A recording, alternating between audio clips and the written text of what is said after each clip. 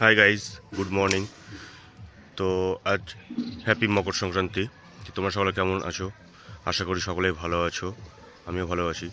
তো আজকে দিনটা হচ্ছে এত ঠান্ডার কুয়াশা, আর এর মধ্যেই গঙ্গা স্নান করতে হয়। তো গঙ্গা স্নান করার তো ক্ষমতা হলো না, এখানেই বাড়িতে গঙ্গা বলে মনে করে চান করে নিলাম। চান করা কমপ্লিট।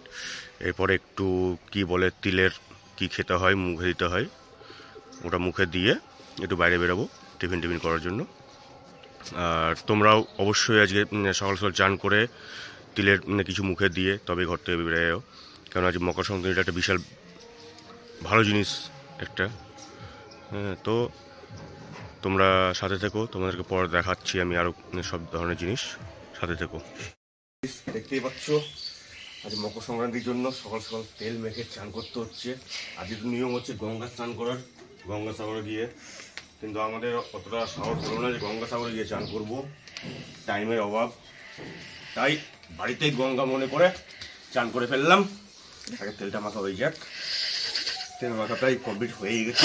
আর ক্যামেরার পিছনে যে আছে সে ঠক ঠক ঠক ঠক ঠক ঠক করে কাঁপছে, আমাকে এই কুয়াশার মধ্যে দাঁড় করিয়ে রেখেছে। আমি খালি গায়ে কাঁপছি। আরেকজনকে দেখবে? দেখাচ্ছি না দেখি দেখাই সত্য বলবো। ও বাবা, ডুবো। তো এই দেখো গরম জল বসানো হয়েছে, দেখতে পাচ্ছ? আর এই যে ইনি গরম জল নিয়েছে, দিয়ে বলছে না। হ্যাঁ, ওই দেখো ধোঁয়া বেরোচ্ছে, ওই দেখো গরম জল, শরীর থেকে ধোঁয়া বেরোচ্ছে, ওই দেখো গরম জল ধোঁয়া বেরোচ্ছে, দেখো। তো গঙ্গা স্নান এখানে শুরু করলাম। এই দেখো গঙ্গা স্নান। জয় মা গঙ্গা। এখানেই গঙ্গা স্নান। বিশাল ঠান্ডা, তোমরা ভুল করো, এই চান করো না। না, সংক্রান্তি কেউ স্নান করবে না তো। এত ঠান্ডাতে চান তোমরা না করলে বেশি ভালো হবে। হ্যাঁ, আরো কি হয়ে যাবে, মানে বরফ জমে যাবে, বরফ। আর ভাই এখানে ওয়েদার দেখো, এই দেখো কুয়াশায় পুরো ভরে আছে, এই দেখো মারাত্মক ওয়েদার, পুরো ধোঁয়া, দেখতে পাচ্ছ? একদম পুরো কুয়াশা উঠছে।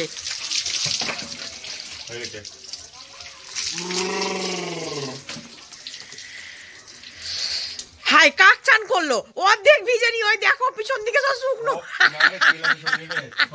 পিছন দিকে গামছা শুকনো হয়ে আছে। High high high high high বন্ধুরা, কাক চান করলো গো, ওই দেখো কাক চান।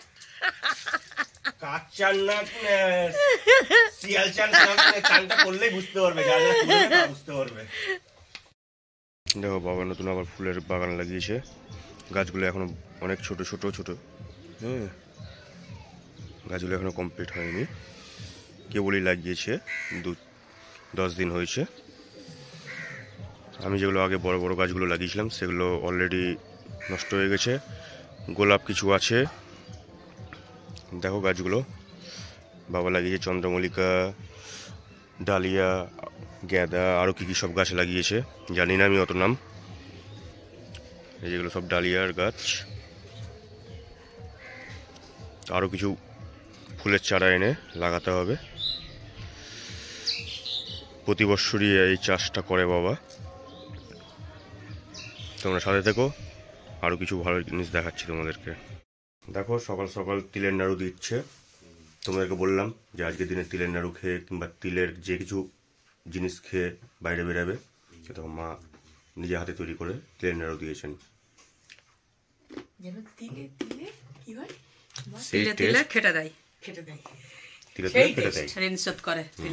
আমি এখনো খাবো না, তোকে দিইনি তো।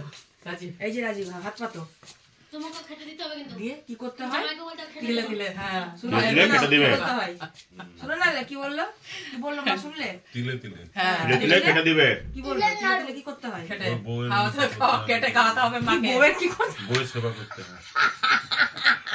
এই লোক হচ্ছে উল্টা। মাকে খেটে খাওয়াতে হবে, তিলে তিলে মাকে খেটে খাওয়াবে। হ্যাঁ, পরম সেবা, বউ সেবা। এখানকার লোকের এটাই হবে। বাবাকে দেখো ঠান্ডায় জড়সড় হয়ে গেছে। খেতে পারলা? দাঁড়াও না, আগে আসো। এটা দেখলে অবশ্যই চিনতে পারবে যে এটা জিনিসটা কি। এটা হচ্ছে বেগুন পোড়া আর মুড়ি, দেখো ভালো করে। খেয়ে টেস্ট করে দেখাচ্ছি। বহুদিন পর খেতে পাচ্ছি এই বেগুন পোড়ার মুড়ি।